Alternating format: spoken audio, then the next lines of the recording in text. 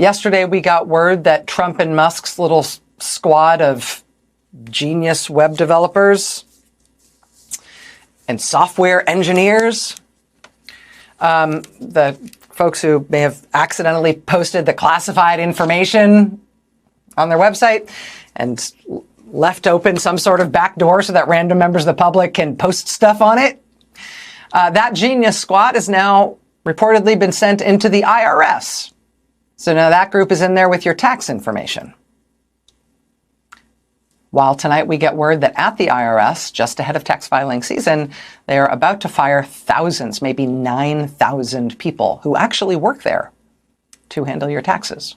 We have to dispel with this ridiculous and quite frankly dumb notion that the employees are really lackeys at Elon Musk's Department of Government Efficiency are these big brain geniuses who are taking a new approach to trimming the fat and getting rid of the waste in government that no one ever could have thought of before because they're these tech geniuses. Oh, they're so smart. It's just not true. Elon didn't bring these kids in because they're smart. He brought them in because they're loyal and because they don't know what they're doing. That's the point. They don't care about these programs. They don't understand them. And so they are more likely to help Elon get rid of them. That is all part of the plan. And it is a plan that is profoundly dangerous. And that's not just my opinion. Donald Trump has actually just recently realized it after Elon and his stows fired some of the most important federal employees who Trump is actually now begging publicly in a humiliating way to come back to him. And we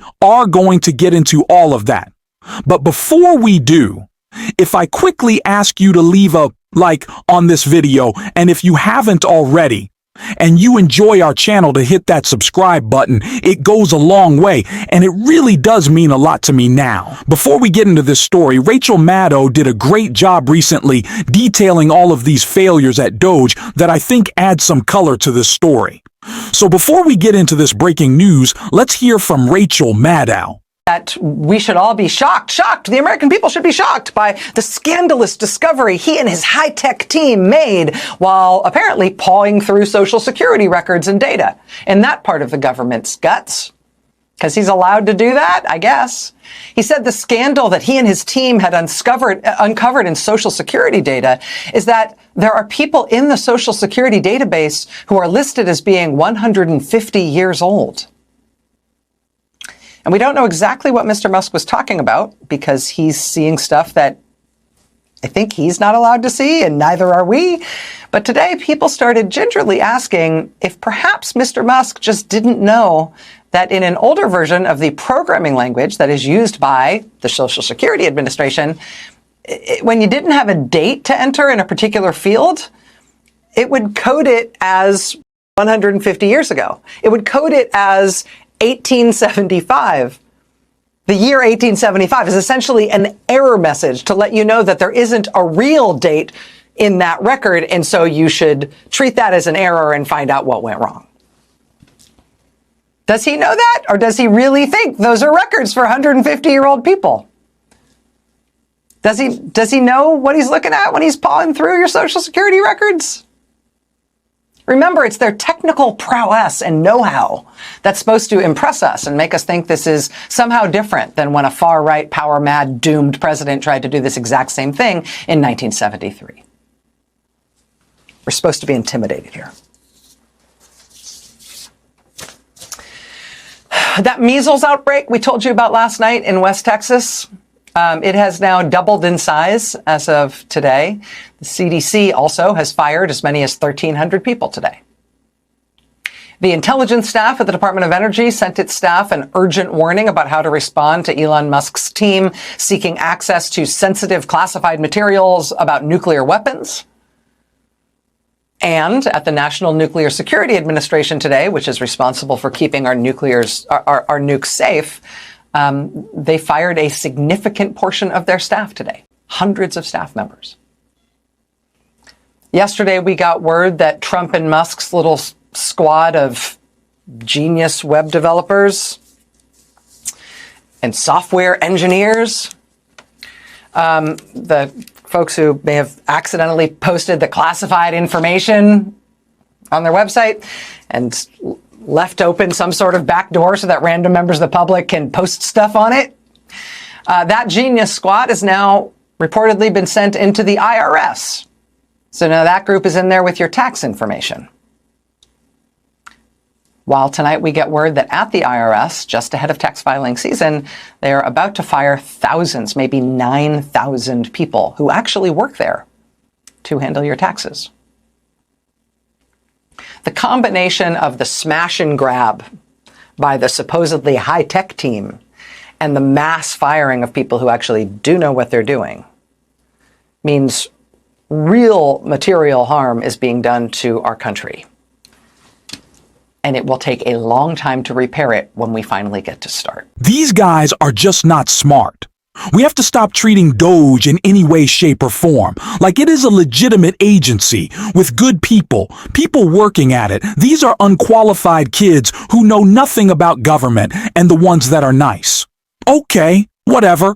I don't care. I don't want them to have my social security number, but the majority of them are the type of people who were tweeting they were racist before it was cool, saying horrible things about Indian Americans. This is just ridiculous that anyone wants to treat DOGE like it's a legitimate organization, especially after what it recently did, which is costing Donald Trump and leading to him begging for federal employees to come back. And a story I want to get into right here. Let's take a look. The Trump administration tries to bring back fired nuclear weapons workers. The Trump administration has halted the firings of hundreds of federal employees who are tasked with working on the nation's nuclear weapons programs. The Trump administration has halted the firings of hundreds of federal employees tasked with working on the nation's nuclear weapons programs in an about-face that has left workers confused and experts cautioning that DOGE blind cost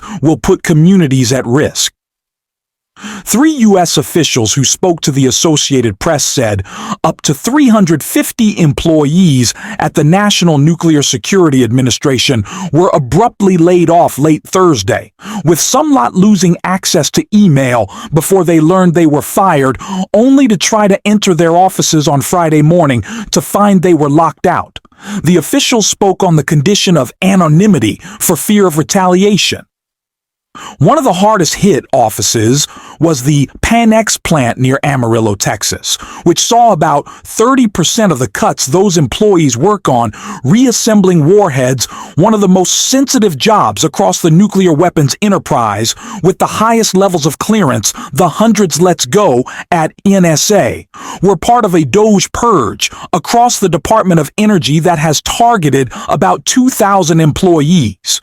The DOGE people are coming in with absolutely no knowledge of what these departments are responsible for, said Dared Kimball, executive director of the Arms Control Association, referencing Elon Musk Department of Government Efficiency team.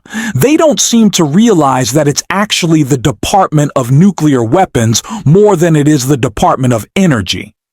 By late Friday night, the agency's acting director, Teresa Robbins, issued a memo rescinding the firings for all but 28 of those hundreds of fired staff members. The letter serves as a formal notification that DET termination decision issued to you on February 13th has been rescinded, effective immediately, said the memo. The accounts from 3 officials contradict an official statement from the Department of Energy, which had fewer than 50 National Nuclear Security Administration staffers were let go. But that wasn't the case. The firings prompted one NANSA senior staffer to post a warning and call to action. This is a pivotal moment. We must decide whether we are truly committed to leading on the world stage, or if we are content with undermining the very systems that secure our nation's future. Deputy Division Director Rob Plonsky posted to LinkedIn, cutting the federal workforce responsible for these functions may be seen as reckless at best and adversarially opportunistic at worst. Are you kidding me? Slashing our nuclear programs at a time when Donald Trump is essentially inviting dictators all over the world, our adversaries, to do whatever they want, while our allies trust us less and less every day. As what launch trade wars with him, this is stupidity at finest. This is what MAGA is cheering on these former security hawks who care so much, allegedly, about stopping China. But what we're dear, our nuclear arsenal.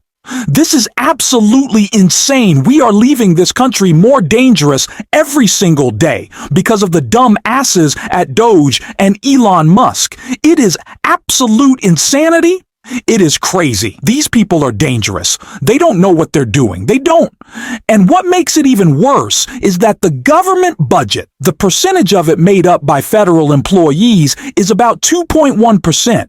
So if you slash that by 50% in absurd number, how much are you saving us? It is a crazy notion, and it is, again, the point we have to make that goes to show they don't care about cuts, they don't care about efficiency, they don't care about safely leaving money. This is all about intimidation. People don't know if they're going to come back. Some of the smartest and most qualified people in the world to do the most important jobs probably won't come back to them out of fear of retribution, or that they might just get fired again. Why would you want that? Why would you just take the job security you could find in the private sector? It is insane, and it is embarrassing us on the world stage, just as J.D. Vance and Pete Hegseth did earlier this weekend, and Rachel Maddow really broke that down so perfectly.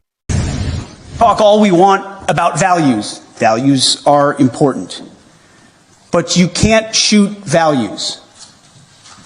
You can't shoot flags, and you can't shoot strong speeches. You can't shoot with them? Or you can't shoot at them?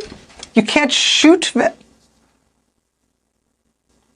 Are we sure he's not talking about, like, shots? You know what I mean? U.S. Secretary of Defense Pete Hegseth at a meeting of the NATO defense ministers this week. I think that was supposed to sound tough, came off a little more like something your least favorite uncle posts on Facebook next to a picture of an assault rifle and like 9 empty beer cans. But Secretary Hegseth began this trip by bewildering not just our allies, but also a lot of people in Washington when he inexplicably blurted out that any peace deal in the Russia-Ukraine war would have to include Ukraine giving up its territory and abandoning its bid to join NATO. That would imply that the peace talks have already happened and Ukraine already had to give everything up. Why would they talk? We mentioned last night that Secretary Hegseth has now tried to walk those comments back, but I think it is worth you hearing exactly how he started his remarks when he was trying to take back what he said the other day. As it pertains to NATO membership not being realistic outcome for negotiations, that's something that was stated as part of my remarks here, as part of a coordination with how we're executing these ongoing negotiations. That was, can you say that again? Can we diagram that sentence? That's something that was stated as part of my remarks. It's like he asked ChatGPT to come up with the most passive voice way to say, you know what, I need to take back that. It's not just our allies abroad who reacted negatively to Pete Hegseth's comments. After Hegseth made those comments, the Republican chairman of the Senate Armed Services Committee, Senator Roger Wicker, responded by saying, quote, "I'd prefer we don't give away negotiating positions before we actually get started." After Hegseth then tried to take it back, walk back what he'd said and say he didn't really mean it, Senator Wicker then responded again, saying, quote, "He made a rookie mistake. I don't know who wrote the speech. It's the kind of thing Tucker Carlson could have written. And, quote, Carlson is a fool." This is just absurd. We are worse off and creating chaos and concern for our allies, and it is getting worse every day, and we have to use our voices to call it out. This is truly crazy stuff, and we're going to be talking about it every single day on the show. And if you want to support that, as always, you can hit that subscribe button. You can leave a like on this video, and if you're stuck around at the end, drop a blue heart in the comments, and until next time, I'll see you soon.